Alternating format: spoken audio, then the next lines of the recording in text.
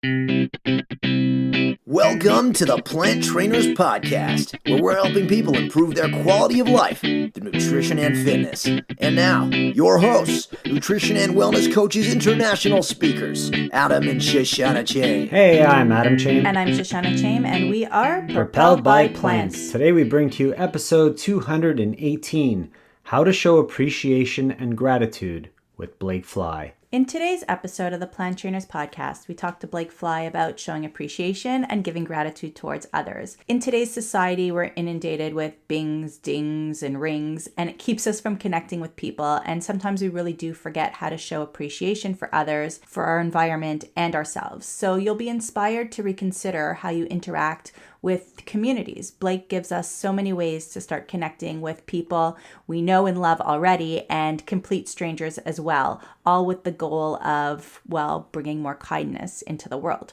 Blake believes that human beings just want to be appreciated. He builds programs to help people in companies and on campuses appreciate themselves and each other. Some of his programs include the High Five Run, Train Reaction, Thank You Parties, and My Life Online, an education company teaching kids to be kind online. His innovative methods have gotten him invited to work with companies like Lululemon, MEC, Microsoft, and LinkedIn. Blake is the creator of an annual event called New Year's Evolutions, a night for entrepreneurs to celebrate their failures and successes from the past year of their life. Blake's work has been featured on CTV, breakfast television, the national news. He has shared the stage with CBC's Rick Mercer, and he's a 7-time TEDx speaker. 7, wow.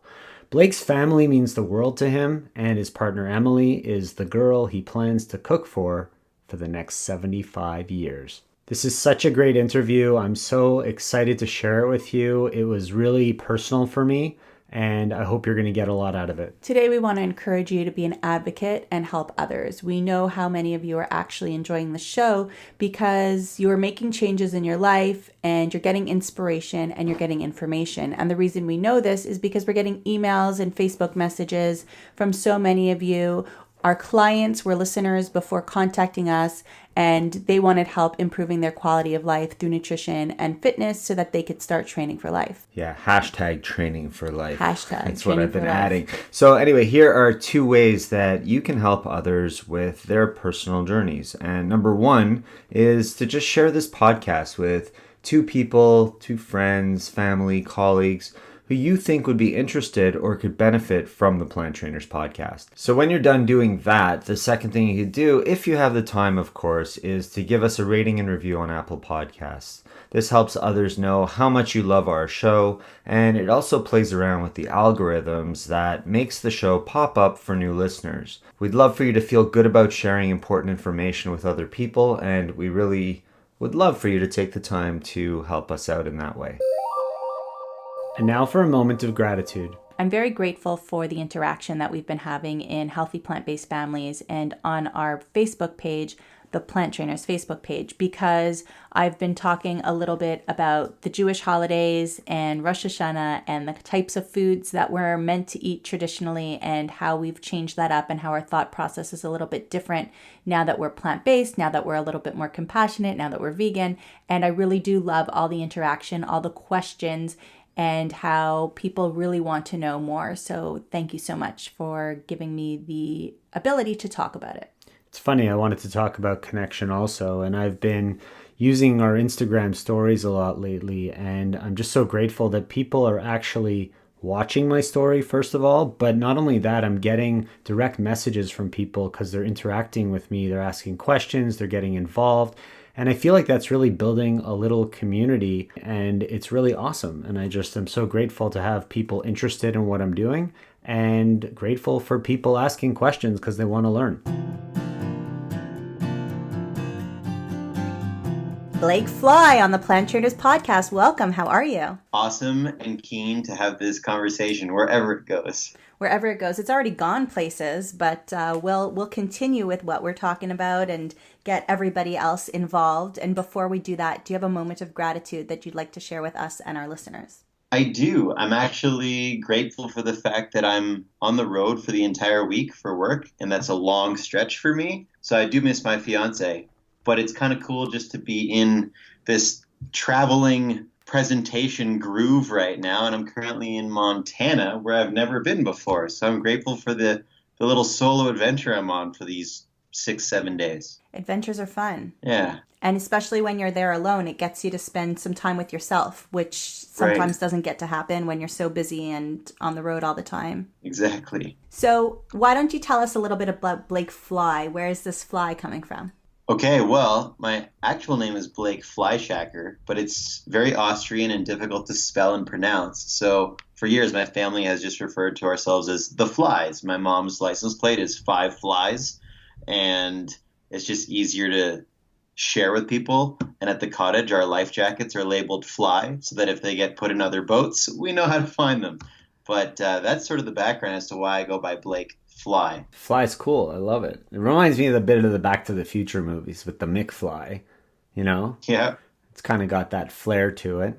So what are you the puffy doing? life jacket vest. Yeah, exactly. What are you doing with Montana State? I'm currently in Montana because I'm going to be delivering a keynote to the college students at Montana State University, I guess the university students. And I'll basically be talking to them about how to use appreciation and recognition to build community on campus. So I'm looking forward to it. I love that because, as you know, like we just started, we do a lot of gratitude in this show. We have a segment before we do the interview about our moment of gratitude. We ask our guests to share their moment of gratitude, like you just did, because we think that being able to give gratitude and show gratitude goes a long way, and it changes your perspective and thought process through everything that we're doing. And I love that you're sharing that with them. And I've heard you speak before, and I've been to your presentations. Not all of them are the same, obviously.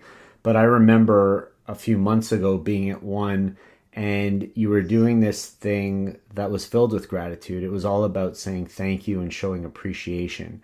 And Yeah. it was such an impactful session that I got to share this. I'm reaching back here. I wasn't gonna do this, but I'm gonna do this. So this is like I'm stepping out of my comfort zone again because lately these are things I've been doing. So I'm sharing this with our listeners, but I'm showing Blake right now the thank you card that he handed out at the presentation. And these thank you cards, do you want to explain what you do with these thank you cards, and then I'll just read what I wrote here? Yeah, definitely. I have occasional thank you parties.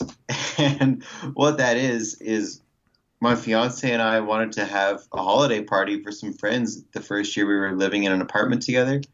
But we were like, who do we invite? High school people? Work people? University friends? Like, screw it. Too complicated. And so I said, well, I've kind of wanted to gather people just for a night of gratitude in a way that's hopefully not cheesy. People who resonated with the concept showed up. We had some snacks, had some drinks. Everybody wrote thank you cards to people in their life from the last year.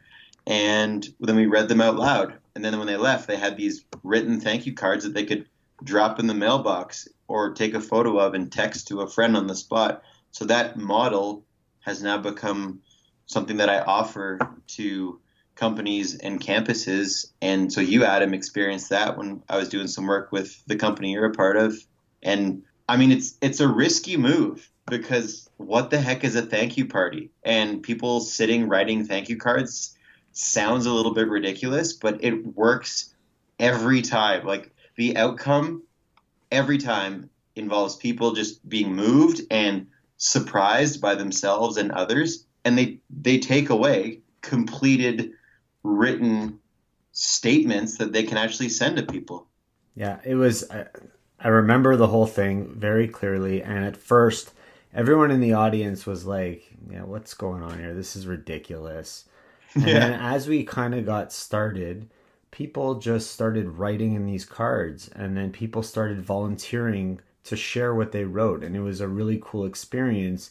And I wrote something to Shush, and I messaged it to her. I took a picture, like you said, and I sent it to her. And I'm not going to read that one now. But the second card that you had us do was to write a thank you card to yourself. And I was going through my binder and I found this card that I wrote to myself. And I read it like an hour ago just to kind of see what it said.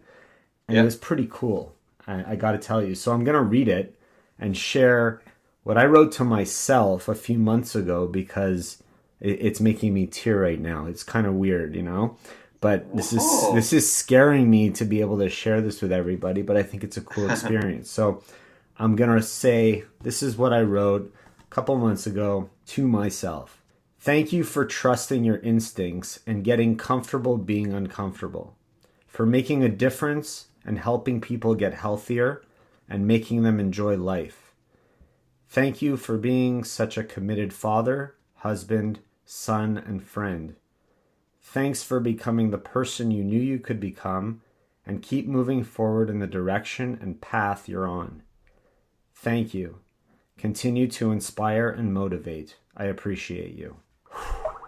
That's awesome, guys. That's pretty intense. That's so awesome that you wanted to share that and that you did share that. I can't believe I just did that. That's awesome. Good job. That's crazy. Anyway. I think that when Adam first met you, I think he came home with a little bit of a man crush on you. Maybe. and now, I guess now I'm starting to understand why, because gratitude is something that's very important to us.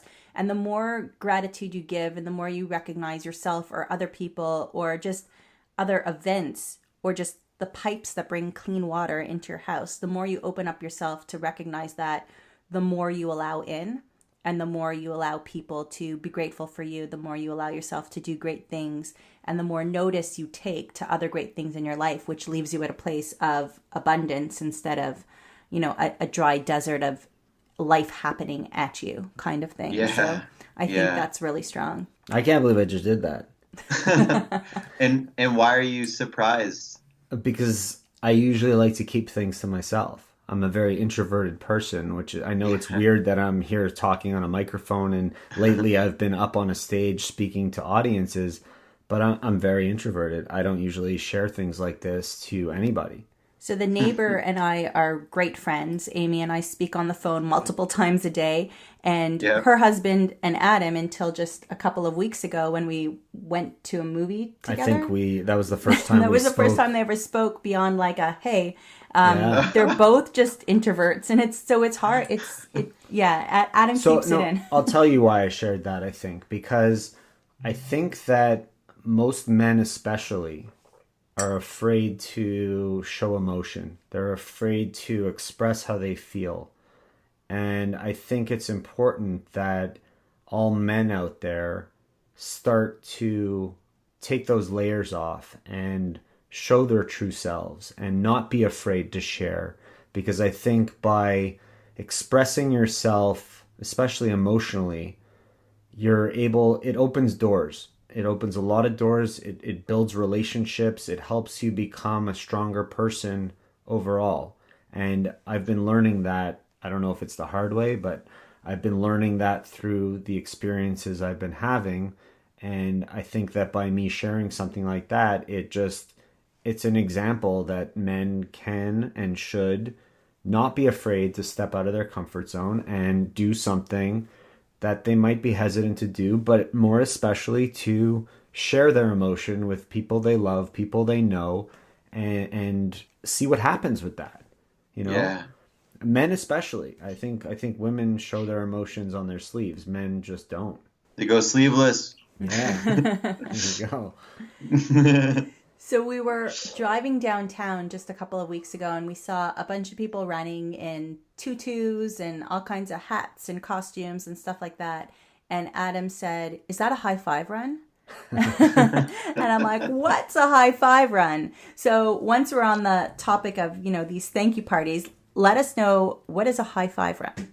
A high five run is, I guess, it began as just a wacky idea because I used to live with a great friend of mine. We were roommates for about 2 years, and we didn't want to pay rent. We decided to pay tuition because when you pay rent, it sucks. But when you pay tuition, you theoretically learn something in the process. So we decided that we were going to focus on our health, our business, our music, because we play music together, and building community. So we had like a little program as roommates. And so in the health department, we went jogging, and we realized that we both do not like jogging. So I admire the runners on the call, on the show right now, because Mad respect to you. And so we thought, well, let's just try again. And on the next run, my roommate and friend Elan, he high-fived this sweet older woman who was on the sidewalk as we were running by her. And when he high-fived her, she smiled and kind of giggled, and it energized us.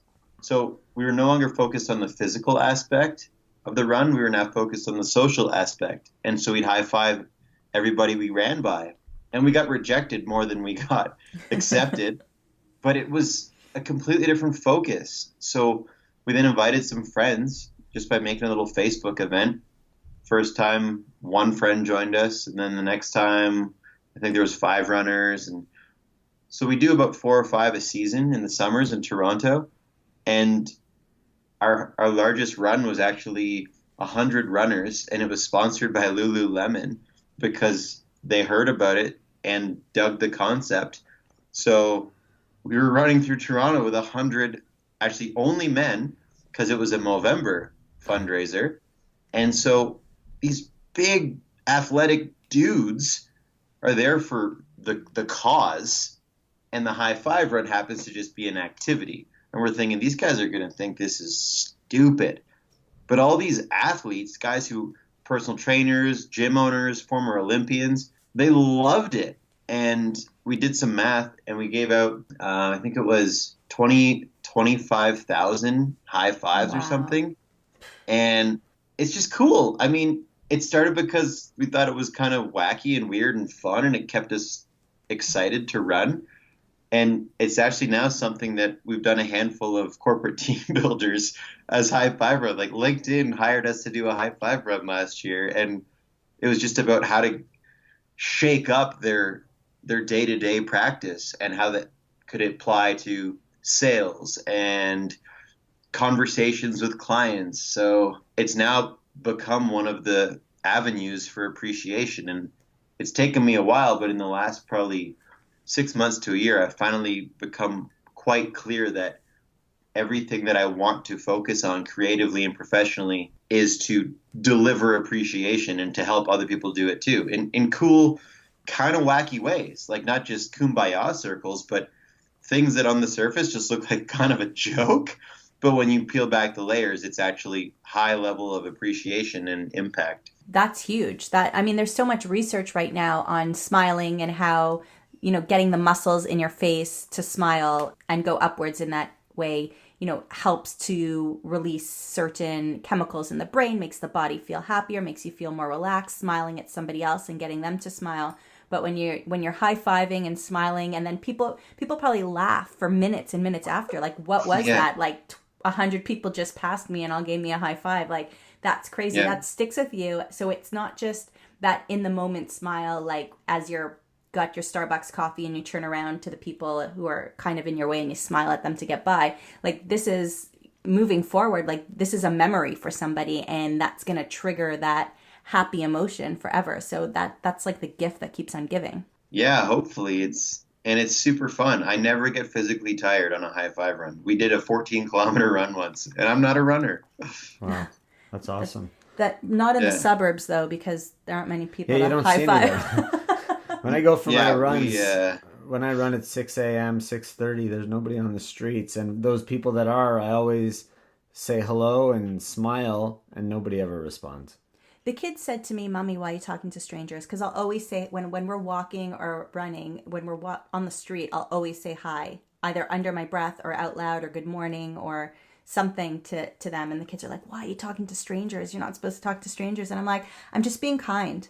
Right? Like, I'm not getting in a car with them. I'm not engaging in a huge conversation yet, but I'm sharing the sidewalk with them, and they're part of my community, so they deserve a hello and an important message for kids. I don't know if enough people really show gratitude, show appreciation. And is it that they don't know how to express themselves or don't know how to demonstrate appreciation? Is there a right or wrong way to do it? Like, are people worried about that, do you find? Well, I was actually doing a bit of research on the topic when I was going in to speak at a company, because companies like stats. And there was this study done by Gallup, which basically said the number one reason people don't appreciate others or show gratitude is because they forget. It's not mandatory. It's not required. It's if you don't do it, you won't be fired, except it is the number one reason people quit, which is kind of fascinating. So forgetfulness was a leading thing. But in my experience, I think once you get past that and you do remind people like, hey, want to do this? Then if they think, sure, the next hurdle is, what the hell do I say? Right. And so I think there's the reminder as A, and then the actual words and technique, if you will, as the B. Well, because you don't want it to be fake, or you want it to be meaningful. So if you say to someone, it would be nice if once in a while you thank your employees for something, then you just go and, walk up to them and just say thank you. It's kind of not real. So how does someone who's not used to showing gratitude or appreciation or saying something to their employees, how do they just, come up with something that's not going to seem, that's going to seem authentic? Because that's very important, I think, right? Yeah. I mean, it's almost better to not thank someone if the thanks is going to be, thanks, Adam, sincerely, Adam's boss. Right. Okay, sure. So you want to make it sincere and specific. Those two things are really, really key. Sincerity and specificity. Try and say that 100 times. And so over the years, because I just write a lot of thank you cards, because for me, I get a kick out of it, I've sort of come up with these little templates almost for myself. Because if I sit there and think, oh, what do I say? It's hard. But if I use these little springboards that I've come up with, it's really helpful. So here's two examples. If you were to have a blank thank you card and you were to wonder what to write, a good starter that I find is the words without you. Because if I start that statement, I will know what to say next. For example, Adam, without you, I would not have the level of appreciation that I do for West Coast Connection and the impact that it can have on a certain person's life on an annual basis and as an avenue to see the whole world. So thank you for sharing your experiences with West Coast whenever we connect. So it just turned my brain into, what are the specific reasons that I appreciate this person? And without them, what would I not know or realize or feel? So that's a great starter that I find, because it immediately focuses on impact. I have some friends who have a cold brew coffee company, and they basically contracted me to say, look, we need to appreciate people, but we don't have a clue how to do it. Can you help us? So we literally sat with 100 blank thank you cards that they bought from me, and they're like, what do we say? And I told them about without you as a starter, and these guys couldn't stop. They're like, oh, amazing. Okay, we got this client without you, and then we got this customer without you. And it just jumps to the exact reason you appreciate a person. Maybe not instantly, but if you stay on it, it sort of marinates the mind as to why you dig this person and why they're in your life. I know when I was teaching, probably the last 7 years of teaching, I would always write on the first day of school, I would write my higher administration, so my principals and vice principals, I would write them a handwritten thank you note. And it wasn't to keep my job. It was because I know how hard it is to start the year as a teacher. I can't imagine how hard it is to start the year as an administrator. And a lot of what you hear in the first few days are all the negatives. My kid didn't eat their lunch. My teacher said this to my child. My child lost their shoe. All you hear is the negative. So I thought it was really important. Yeah, you know about that one, right? I just thought that it was really important to have some positivity in the day, along with appreciation and, thank you so much for all you do and how we're going to support each other throughout the year. And then, of course, holiday cards, right? And then end of the year cards also. And having some statements, having some sentence starters, as we would call them in kindergarten, is definitely helpful.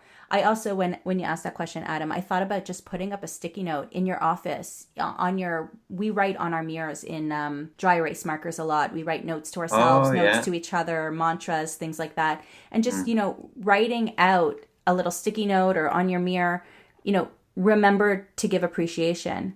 And, every day, just pick one person, text your mother, call your sister, a colleague, a boss, a child, right? And just ways to remind yourself to stay in that zone, because we're so busy and we forget, and we're not used to being so different. I think I'd say our generation and older, being different wasn't really a good thing. And now I think our younger generations, everybody's different, everybody's unique, everybody's like, that's so cool, thanks for being you. Yeah. Where so I think we forget in our generation and older ones, because we're just so used to putting our head down and getting our work done. And that's just not the way things are anymore. Yeah. It's so true. I think forgetfulness is huge. People are busy. You're right. People are busy, and they take things for granted sometimes, not intentionally necessarily, but life is fast paced and everybody's looking for that hack to make things happen quicker. And sometimes we need to slow things down and really live in that moment and be grateful and appreciate what we have. And a lot of people miss that a lot of times. Yeah, for sure. Let's talk a little bit about how to create that change, because we want to create positive change in our own lives, in our families' lives, and a lot of us want to change the world, right? That's why we're here on the Plant Trainers podcast every week. We want to make positive change in the world. So I think you have interesting views on that. Why don't you talk to us a little? Yeah, I mean, I find that creating positive change is really fun, because I feel like it takes a little bit more work and thoughtfulness than creating negative change. So I even think what you were saying before, Shoshana, about smiling, like our face defaults to a frown if we're not thinking about smiling. And I think that's paralleling a lot of things. I mean, if we don't put effort in, we just kind of default to negative. It's just sort of a resting state. Whereas if we actively think about, oh, let's smile. Oh, let's tell someone we appreciate them. Oh, let's have a positive impact on our community, whether it be in our neighborhood or by starting a Wicked podcast or taking students across the world on trips each summer. That takes an extra layer, an extra level of effort. And so I kind of like positive change because there's a prereq.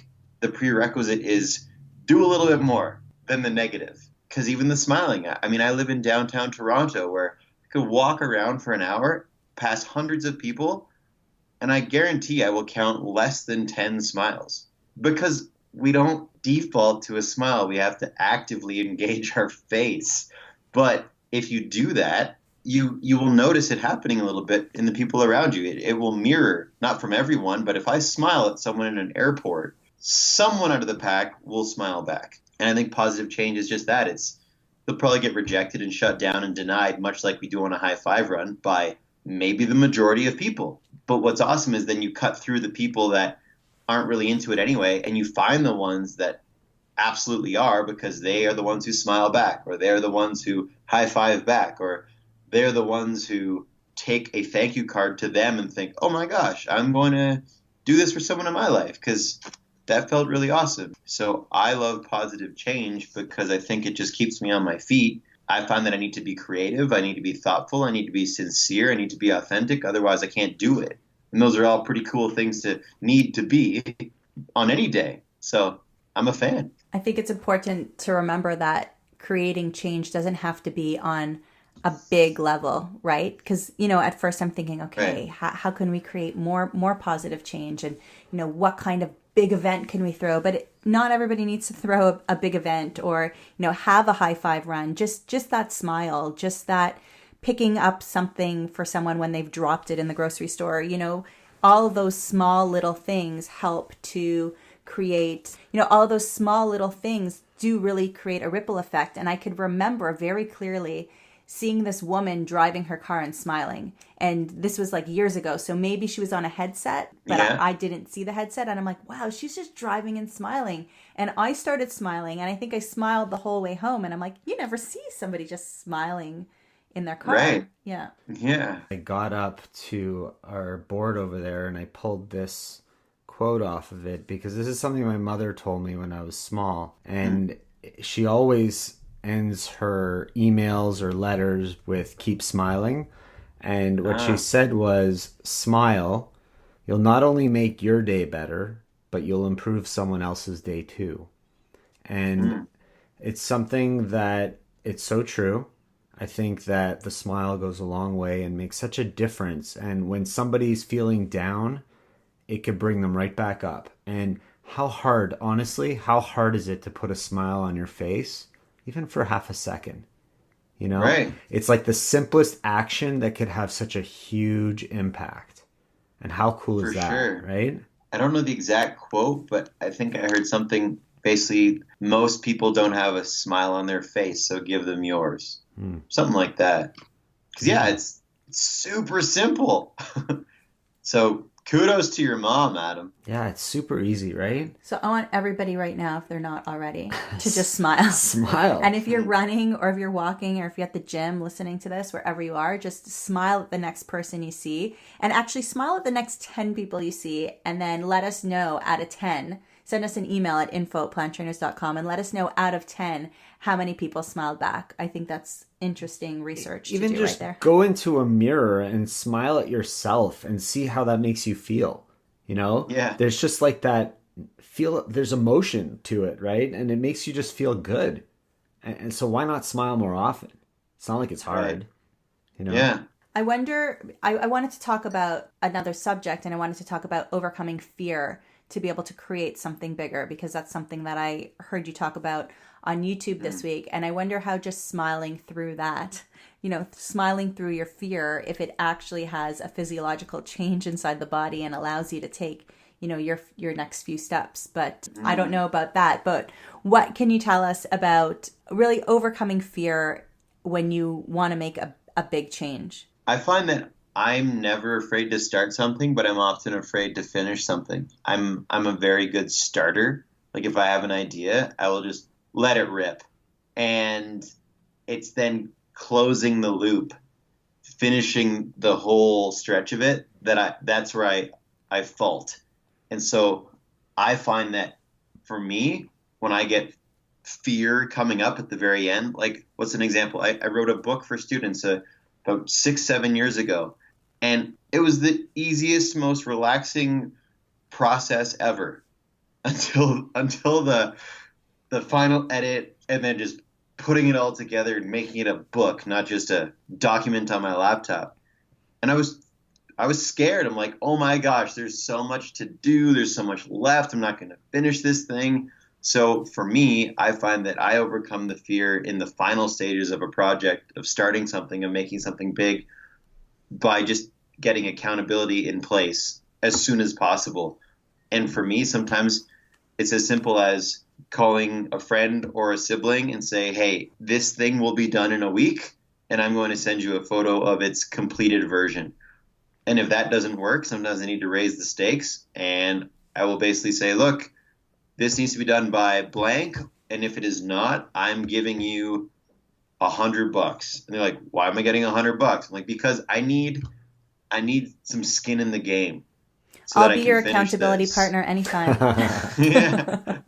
Well, hey, I'll add you to the list. I'll just donate it to a farm sanctuary.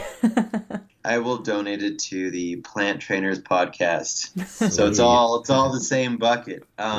So I find that is important for me. And also, I find that if fear comes up, if I'm trying to build something or make something large, it's because I'm probably making it too technical for myself. I wouldn't consider myself book smart. And if I try and make something super polished and very professional and all that, I get so hung up and I get stuck and I get kind of overwhelmed and scared about, do I match the level that I need to make this thing as successful as it could be? Whereas if I strip it all back, High Five Run, for example, if it were to start as a corporate team builder, I would probably be too scared to put that together because it seems ridiculous. But because it was two buddies running with T-shirts that said free high fives, and then as it just snowballed, it then became the corporate team builder. So when I get scared, I remind myself to go back to the very organic, stripped back version of the idea of the concept and just keep going forward in my way.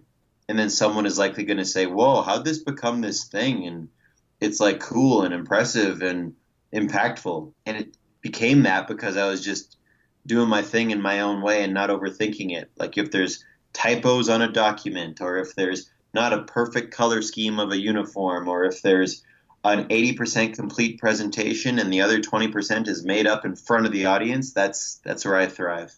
I've been thinking about this a lot, about where fear is coming from. And I think everybody's fear, depending on the situation, comes from different places. But there's fear of not being as good as you want to be. There's fear of not showing up for yourself and disappointing yourself. There's fear of what other people are going to think or what other people expect and not showing up for them. And I think there's fear of failure, but there's also fear of success.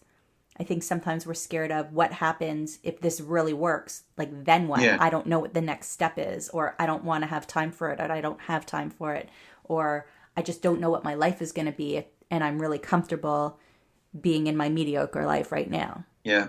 I think for me, part of it is the fear of losing people. I think, for example, high five run, just because we're talking about it, it's a pretty random concept, and it takes a certain personality to engage in a high five run. So if I were to go all in on that, I'm inherently going to lose some people, current friendships, current relationships that are going to think, Blake just got weird. I mean, he runs around in neon and high five strangers, and yeah, I mean, he's changed. So I think a fear of losing people and being viewed differently might be something that comes up in my world, because I do a lot of things that there's a certain filter you must go through in order to want to participate in it. I think people are afraid of the risks that they have to take and what the outcome's going to be, like you're saying. And last night I was on a stage talking to an audience of parents at school, and I had nothing prepared. I was just talking about my program, but all of a sudden something came over me, and I went off the cuff a little, and I took a risk out of nowhere. And about 2 minutes later, I had everybody in the audience standing up, clapping, not for me. It was just them showing me that they had the energy and the spirit that I wanted to see in the students. And it was such a risk to try to get them to get up, because, like, what if nobody started to clap, you know? And it ends up like Blake's Instagram videos. And I just stood up there by myself looking at an audience, and everybody's just staring at me with a blank face, you know? But it worked. And because it worked, it was super cool. And it was a great experience for me and everybody in that room.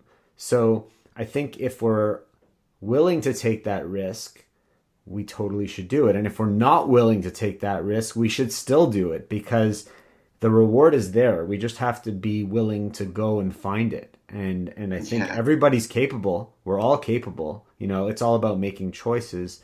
I mean, we talk about making choices all the time, but in this kind of stuff, it's all about making the choices and putting yourself out there and just going for it, you know? Totally. If it doesn't work, it doesn't work. Like, okay, you learn from that experience, right? Everything's a learning opportunity. Yeah. You get a story out of it every time. Every time. Yeah, super cool. Yeah, he texted me last night. He's like, you don't know what just happened. I just blew this house up. And I'm like, parents? It was crazy. Yeah. Yeah, seriously. That's not exactly the get up on your feet and clap kind of crowd. So bravo. Yeah, it was awesome. It was pretty cool. Let's talk a little bit about community. So if somebody's listening today and they want to create more of a grateful community or appreciative community within their family, within their workspace, within their school space, what kind of tips can you give them to start to build those relationships a little bit more? A story that comes to mind is when I used to work in university residences. That was my first career. And we were in a building with 1,200 students, and there were 4 elevators in the building. So the elevators were packed all the time with students. But no one would talk to each other. So we're in this community of all these 17 to 19-year-olds, and they're going up and down in this elevator and no one's talking. So some of us in the building who worked there, we said, let's focus on the elevators because there's so much traffic there that if we can create some tiny version of community in the elevator, that will likely ripple because it's like the major artery of the building. So we created this thing called Hellovator, which essentially was getting students to say hello when they got in the elevator. That was it. Elevator was say hello when you get in the elevator. And we just knew that if they would say hello to each other, odds were high that they'd probably say something else to each other. And for people listening right now, you can practice this, but when you go in an elevator, if you say hi, almost every time when that person leaves the elevator, they will say bye. It's almost like this call and response thing. If I go in an elevator with the two of you and we've not met and I say, hey, how's it going? You say, I'm good. If I then stay quiet, when you exit, you'll probably give me some version of see you later, which is just, I find that stuff cool. And so I tell this story because I think if we focus on the hellos and the thank yous, that does so much in every community. Because let's take a neighborhood in the suburbs, for example. If you were to just measure how many hellos you're giving to your neighbors as you walk by them, as you drive by them, as you see them on their front lawn, that will probably raise the vibe of community just a little bit, if not a lot. And then if you measure the thank yous, it'll do the same thing. So if you're talking about living in the suburbs in a neighborhood with young families, who could you thank for maybe babysitting your kids? Or who could you thank for maybe like moving their car so that kids could play on the street safely? Little things that you will notice based on where you live and what you're up to. But that could then apply in the school, that could then apply at work, that could then apply on teams. Just measure the hellos, measure the thank yous, because that inherently is the hello is how often are you engaging someone, and the thank you is how often are you acknowledging someone. And whether it's companies or campuses or communities, if we raise the bar on engagement and acknowledgement, I think that's a word, we're inherently just winning in a lot of ways as we're attempting to build community. It's making me think because they bomb down our street in their cars, right? Like you can't even say thank you to anybody who's driving because they're driving way too fast. And what they've done in Toronto and out here in the suburbs also is they're printing these lawn signs, and the lawn signs say slow down, children at play, right? Like don't kill our children kind of thing. And I wonder if you just had a big sign that said thank you for driving slowly, or thank you for minding our children. If that would, I mean, there's no way to really measure that, but I wonder if that would have a bigger impact on the drivers because they don't stop for those other signs. And I think they see them a lot. So they kind of like, they don't even notice them anymore. But if you thank someone for doing something, it's an expected reciprocation happening there. Like, oh, well, they're thanking me. If I don't do it, well, then I'm an arse and I better just do it. Yeah. Yeah. Have either of you heard of the term appreciative inquiry? No. So I learned about appreciative inquiry when I used to work at the university because it was a big part of the university culture in residence. The students might not have realized it, but it was being built into the programs and the way in which they were running events and leading the teams. So appreciative inquiry, I don't have the exact definition for it. Google it sometime. But it's essentially communicating with appreciation assumed, kind of like you were just saying about the speed limit. So that's why, for example, Disney World doesn't say we close at 8. It's the park is open until 8 p.m. It's like, that's positive. Even though it's saying we're closed at 8, we're open until 8. And when I used to work at the university, every year there'd be this big rally where all the students would pour in, thousands of students, brand new to campus, and they'd essentially go over all the important things, the safety, the rules, but in a cool way, hopefully. So they'd listen. And they never said, don't pull the fire alarms in residence. Every year at this rally, the organizing team would acknowledge and appreciate the brand new students by saying, we just want to appreciate you because we're so proud of the fact that we are 7 years running where no students have pulled the fire alarm because of the complete hassle that causes not only for students, but also the fire department and we just want to say thanks because that is the longest run we've been on, and so many other universities strive to be like us. So give yourselves a round of applause for making that possible. And then I'm just like, whoa, I'm I'm a jerk if I pull the fire alarm versus don't pull the fire alarm. Are you kidding me? I'm 18. Watch me because my parents don't live with me anymore.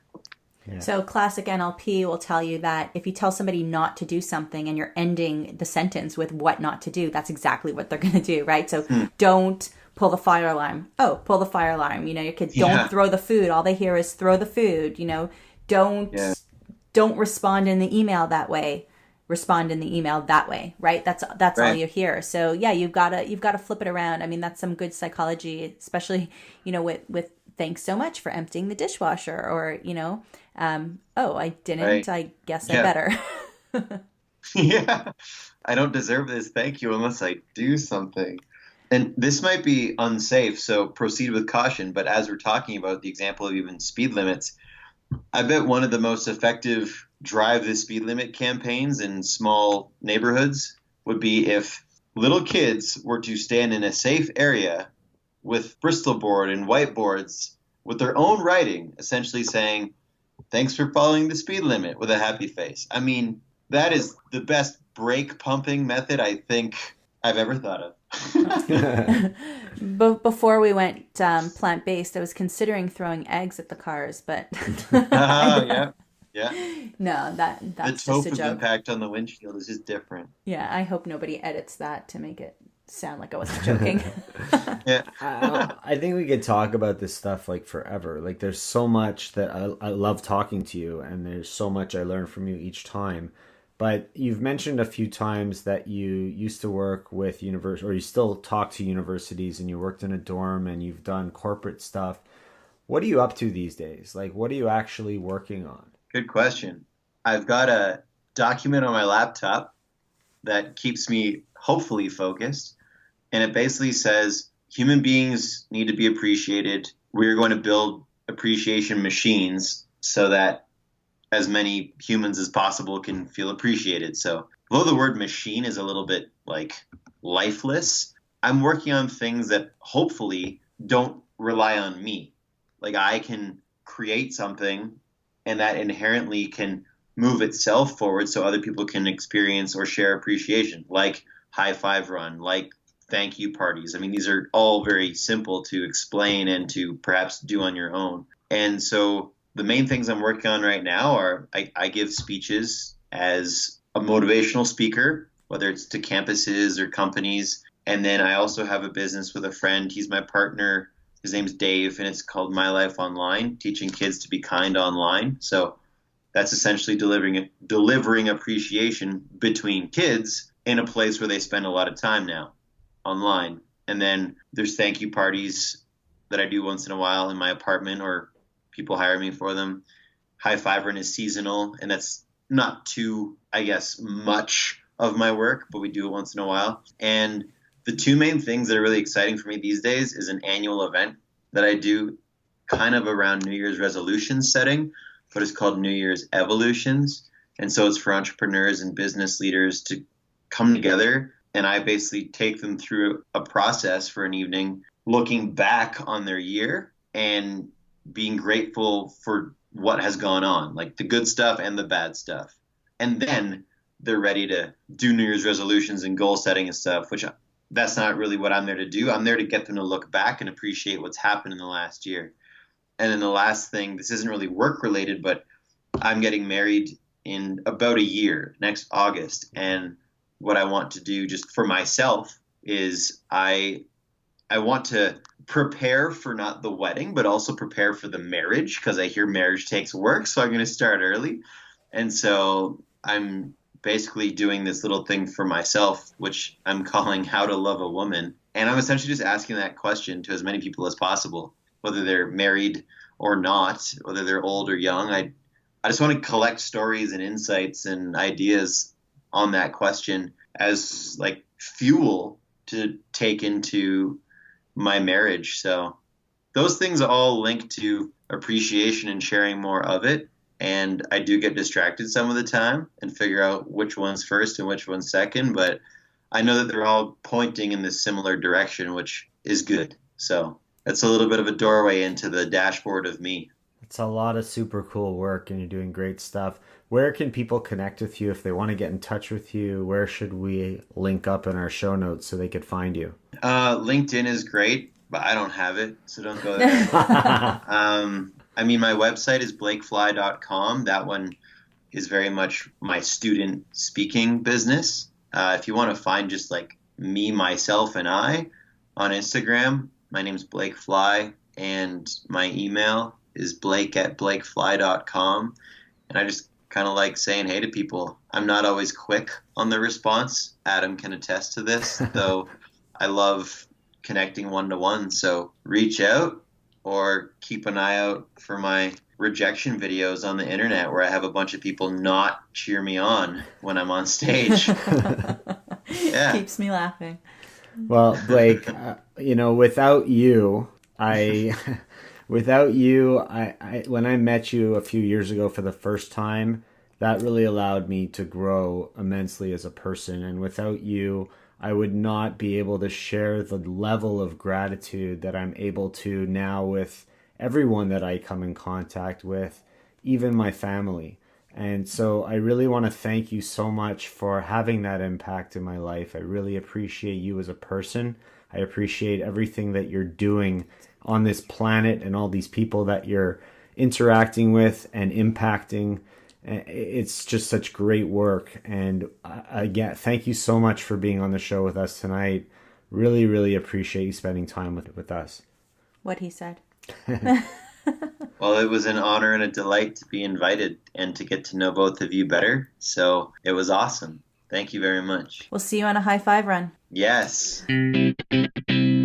Thank you so much for listening to this edition of the Plant Trainers Podcast. Don't forget to subscribe on iTunes, Stitcher, Google Play, or any other podcast listening platforms. We appreciate the feedback we receive from you. Every time we get a 5-star rating or review on iTunes from one of our fans, it ensures other people will find us too. Thanks to our patrons. To become a patron, visit www.patreon.com/planttrainers. Even supporting us with $1 really makes a difference. Connect and follow us on Instagram and Twitter @PlantTrainers. Like Plant Trainers on Facebook, join our newsletter, and check out our website at www.planttrainers.com for awesome plant-based recipes and a list of our services. Email your questions to info@planttrainers.com so we can answer them on our upcoming Facebook Lives.